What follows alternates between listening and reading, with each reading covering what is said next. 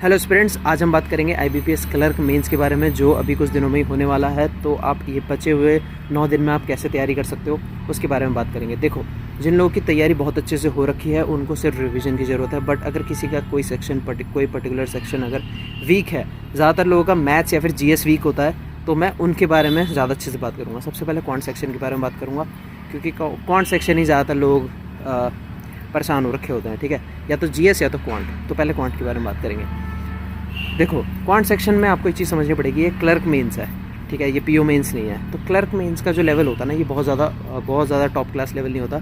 ये PO SBI PO का prelims का अगर आपने मॉक लगाया हो, या आईबीपीएस पीओ का प्रीलिम्स भी अगर मॉक लगाया हो, कुछ भी इन दोनों में से अगर कर रखा हो, तो आप कहीं ना कहीं देखोगे कि आईबीपीएस क्लर्क का और कोई भी क्लर्क वाला एग्ज़ाम का जो मेंस होता है वो लगभग इसी डिफ़िकल्टी के आसपास होता है। पीओ का प्रीलिम्स और क्लर्क का मेंस लगभग सेम डिफ़िकल्टी का होता है, थोड़ा सा लेवल अप होता है क्लर्क मेंस का। कहने का मतलब यह है कि अपने आप को बहुत ज़्यादा प्रेशर में मत डालना कि पता नहीं कितना टफ आएगा। तो आपको बहुत ज़्यादा टफ क्वेश्चंस की प्रैक्टिस नहीं करनी है इन दिनों।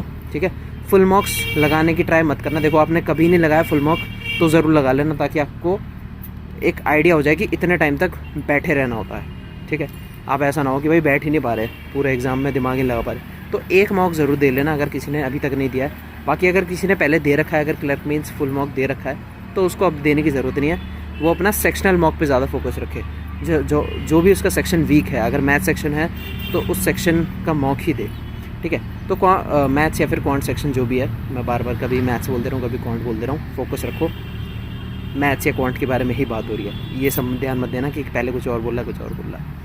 हाँ, तो क्वांट सेक्शन में ज़्यादातर फोकस आप रखना छोटी छोटी चीज़ों में यानी अप्रॉक्सीमेशन और क्वाड्रेटिक इक्वेशन, नंबर सीरीज़।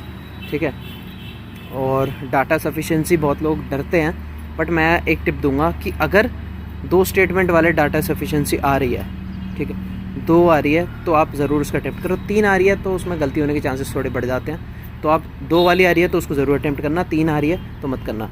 और एक बात बता दूँ, एक ना एक DI ऐसी होगी जो बहुत ज़्यादा डाटा वाली होगी। ठीक है, जो आपको टाइम किल करने के लिए दी गई होगी, तो उसको जल्दी से फिगर आउट कर लेना। ठीक है, जो सबसे ईजी दिख रही होगी उसी पे जाना, जो आपको सबसे ज़्यादा अपने कंफर्ट जोन की तरफ जा रही होगी उसी पे जाना। और एक लास्ट बात मैथ्स के लिए, आप ज़्यादा टाइम किसी भी क्वेश्चन पे मत रखना। अगर आपका 5 मिनट किसी एक क्वेश्चन पे लग रहा है ना, मतलब आपको ज़्यादा टाइम लग रहा है। ठीक है, 5 मिनट भी एक्चुअली में नहीं लगता अगर वो DI नहीं है तो।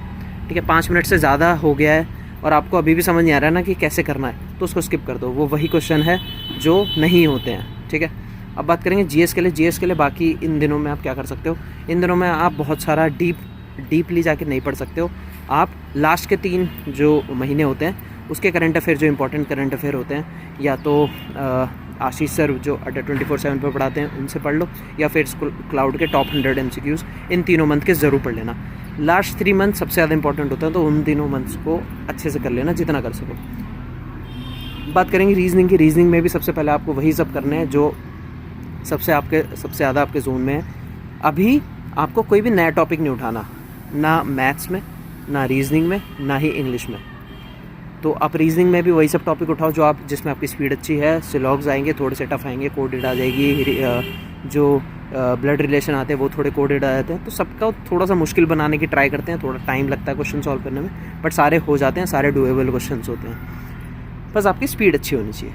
ठीक है, अपने दिमाग में ये रखना कि आपको सबसे पहले अपने ईजीएस्ट क्वेश्चन करने हैं। और हाँ, एक और चीज़ जो बहुत लोग ध्यान नहीं देते हैं, जो क्वेश्चन दिखा उसी को सॉल्व करने लग गए, ऐसा नहीं करना है। जो आपको पेज जैसे ही आपका सेक्शन खुला तो आपने 5-6 मिनट तो इस चीज़ में लिए कि मैं कौन कौन से क्वेश्चन करने वाला हूँ। एक पेज पे लिख लिया 1 से 4 मैं करूँगा, 10 से 8 मैं 8 से 10 मैं छोड़ूंगा, 10 से 15 में मेरे को टाइम लग सकता है, 15 से 20 मेरे फास्ट एकदम मैं कर दूँगा। तो ऐसे करके आपने जैसे ही बना लिया, ये 5 मिनट के अंदर अगर आपने कर लिया तो आप बहुत ज़्यादा कंपटीशन में आगे निकल जाओगे, क्योंकि आपके दिमाग में एक रोड मैप तैयार हो जाएगा कि मेरे को ऐसे ऐसे क्वेश्चंस अटैम्प्ट करने हैं। उसके बाद आप उस हिसाब से अटैम्प्ट करना स्टार्ट कर देना। ठीक है, और इंग्लिश में देखो, इंग्लिश में सबसे फास्ट जो मतलब मैं जो यूज़ करता था, मतलब मैं जो सीक्वेंस में अटैम्प्ट करता था, वो सीक्वेंस ये रहता था। पहले मैं क्लोज टेस्ट करता था, क्लोज टेस्ट जो फिल इन द ब्लैंक्स आता है मैं उसको करता था। सबसे लास्ट में RC, एनीवेज RC ही लास्ट में रखता था मैं। और पैराजंबल, अगर पैराजंबल बड़े बड़े वाले हैं, ठीक है, जो 3-4 लाइन वाले हैं, उसको मैं लास्ट में करता था। अगर ऐसा वाला है कि एक जो वो वाला है कि 4 लाइन दे रखी होगी और उनको ही रीअरेंज करना है, छोटी सा होता था, तो वो मैं जल्दी कर लेता था। और एरर वाले भी पहले ही। बस कहने का मतलब ये है, पैरा जंबल अगर बड़े पैराग्राफ वाला आता है उसको लास्ट में रखना, और अगर आरसी आती है तो उसको अगर क्या आएगी ही आएगी, आरसी आएगी तो उसको भी लास्ट में रखना, ठीक है। बाकी यही बोलूँगा कि अपने दिमाग में ये ज़रूर रखना कि अगर आप रीजनिंग में 20 रीजनिंग और मैथ्स को मिला के अगर आप 45 से ऊपर नहीं कर रहे हो, तो या तो आप जीएस में 20-25 करके आओगे, या तो फिर आप बहुत पीछे हो जाओगे, ठीक है। क्योंकि इंग्लिश में जनरली लोग 30 करीब टच कर देते हैं, 25-30 टच कर देते हैं, ठीक है। तो आपको जीए क्वांट और रीजनिंग दोनों को मिला के 40-45 स्कोर करना ही पड़ेगा, ठीक है। 40-45 यहाँ से हो जाएंगे। जीएस में अगर आपके 10 भी आ जाते हैं तो 55 ये हो गए, 55 और 30 85 एंड यू आर क्वालिफाइड, ठीक है। मेरे तो इतने ही करीब आए थे और मैंने भी लगभग इतने ही अटेम्प्ट किए थे, ठीक है। बाकी ऑल द बेस्ट।